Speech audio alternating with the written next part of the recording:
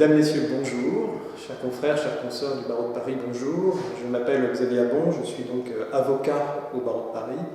Et aujourd'hui, en ma qualité de secrétaire général de l'Institut du droit pénal, fiscal et financier, autrement dit l'IDPF, je porte la candidature de cet institut au prix d'innovation du barreau de Paris, donc auprès de l'incubateur du barreau de Paris. L'IDPF est une association, loi 1901, qui a été créée il y a quelques mois déjà par des avocats parisiens, des avocats inscrits au barreau de Paris. Son essence, son objectif, c'est confronter les points de vue de professionnels du droit, du chiffre, qui évoluent dans des univers différents, le droit pénal, le droit fiscal, le droit des affaires classiques, ou même la comptabilité, afin que ces gens-là discutent ensemble de la pénalisation du droit fiscal. L'objectif aussi de cet institut est de faire bénéficier à ses membres, et demain au public, dès lors qu'il y aura des publications ou des colloques organisés par l'IDPF, des travaux et des échanges qui ont pu avoir lieu au sein de l'Institut. Pourquoi avons-nous créé l'IDPF ? La création de l'IDPF vient de l'évolution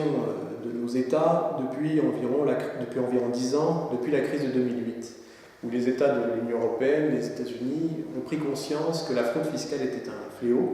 et qu'il convenait de la sanctionner encore plus durement qu'elle ne l'était auparavant par le biais des procédures de contentieux fiscal classiques. Et c'est d'ailleurs à cause de cette crise et de l'évolution ultérieure que la pénalisation du droit fiscal a été mise en œuvre avec la création d'un parquet national financier et le vote de différentes dispositions légales qui, d'année en année, sont de plus en plus dures. Pour qui, donc, avons-nous créé l'IDPF ? L'IDPF a été créé par des avocats, pour les avocats, qu'ils soient à Paris, en France, mais également à l'étranger, pour les magistrats, que ce soit des magistrats administratifs ou que ce soit des magistrats des tribunaux correctionnels, pour des universitaires et pour globalement tous les professionnels du droit et du chiffre. Quels sont les outils que propose l'IDPF à ses adhérents ? D'abord, l'IDPF a créé un site internet. Ce site internet héberge un forum qui est sécurisé et sur lequel les adhérents peuvent poser leurs questions aux autres membres de l'IDPF pour avoir des réponses sur leurs questions, leurs préoccupations et faire part aussi de leurs convictions afin de faire une sorte d'émulsion pour que nous puissions tous ensemble résoudre des cas pratiques ou des problèmes sur la pénalisation du droit fiscal. Il y a des réunions mensuelles aussi qui sont organisées entre les différents membres de l'IDPF dans le cadre de commissions qui ont été mises en place et dont les premières vont se réunir à partir du mois d'octobre 2018. À quel stade justement sommes-nous dans la création et dans la mise en place de l'Institut du droit pénal, fiscal et financier ? Eh bien, tout d'abord, je vais vous dire que l'Institut a été créé il y a quelques mois déjà, les statuts sont déposés, et ensuite qu'une réunion de rentrée a eu lieu le 20 septembre 2018, avec sa présidente, Clarisse Sand, et moi-même, et des invités de prestige,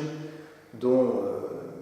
Nathalie Goulet, qui est sénatrice, membre de la commission des finances au sein du Sénat, et Emmanuel Daoud, membre du Conseil de l'Ordre, grand avocat pénaliste, et en particulier en droit des affaires, qui a bien voulu nous faire l'amitié de nous donner son point de vue sur la création de cet institut.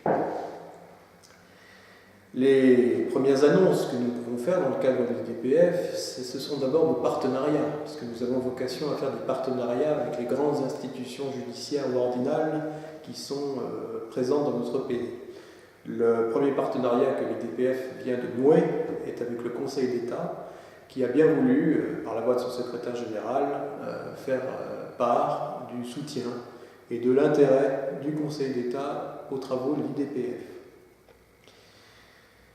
Notre vocation est donc d'organiser des colloques, d'organiser des rencontres et de rédiger des articles de presse sur les sujets de l'Institut.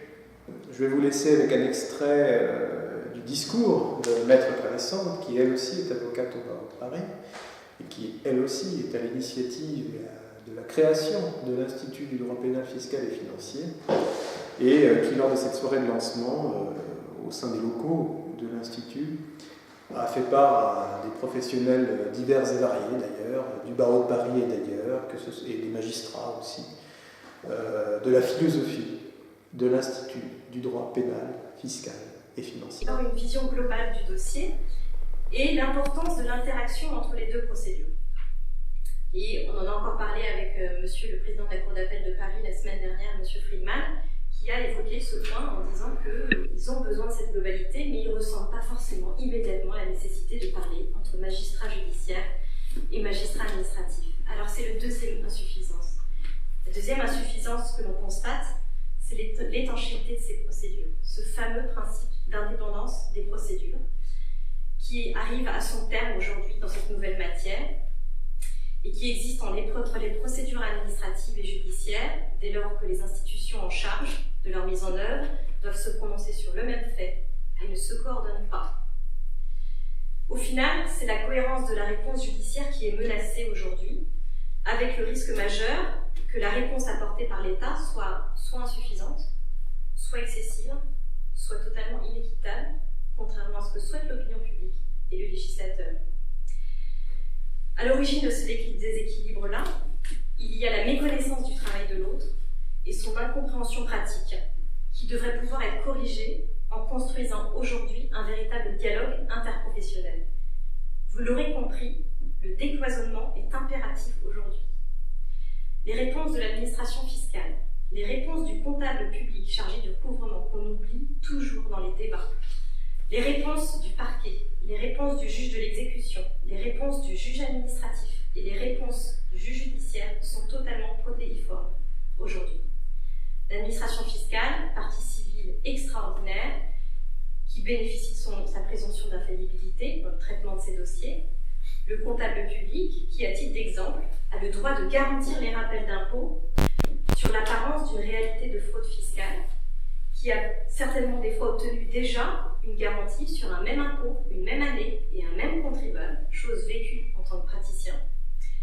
Le juge administratif, qui a le seul pouvoir de décharger de l'élément matériel de l'infraction, et le juge judiciaire, qui a le seul pouvoir de juger l'élément intentionnel de l'infraction.